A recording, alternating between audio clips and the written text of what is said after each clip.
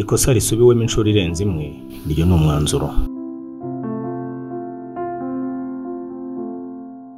Gutsindwa ni intambwe iganisha ku ntsinzi.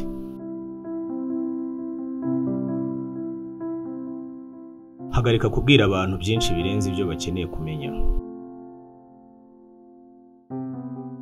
Ntukizere ibyo abantu bavuga, wowe reba ibyo bakora. Ubuzima buzaba bwiza cyane nuhagarika kugira ibyo uteganya ku bandi. Nta muntu ushobora kugutera umujinya, ni wowe ubifataho icyemezo.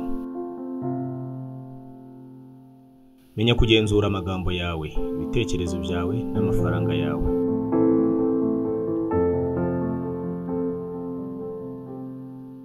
Ubuzima buryoha iyo nta muntu n'umwe uzi ibyerekeye wowe. Ujye wigereranya n'uwo wari we ejo hashize.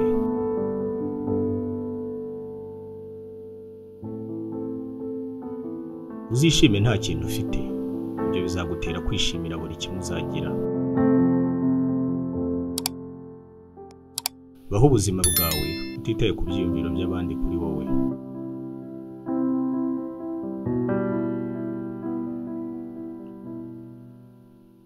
Gukura mu bwenge ni igihe umuntu akubabaza, nyamara wowe ugahitamo kumva impamvu bimutera aho kumwihimuraho nawe. Ubuzima bwawe ni inshingano yawe 100%, witegereza abandi. Wowe komeza uririmba indirimbo yawe, wite ku byo abantu bagutekerezaho byose. Kumenya ndetse no gushobora kuba wenyine no kubikunda ni impano ikomeye ushobora kwiha ubwawe. Umugabo uba ahatuje niyo yasuzugura akaguma atyo, uwo ari kure y'ibibazo. Ntuteshuke intego, ahubwo shyiramo intege.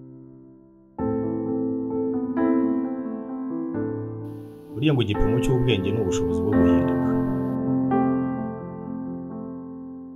Nta mpano yihariye mfite, gusa nkunda kumenya.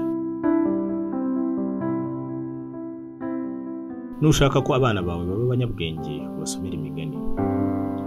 Nushaka ko baba abahanga kurushaho, basomera imigani myinshi. Si buri kintu gifite agaciro gishobora kubarwa, kandi si buri kintu gishobora kubarwa gifite agaciro.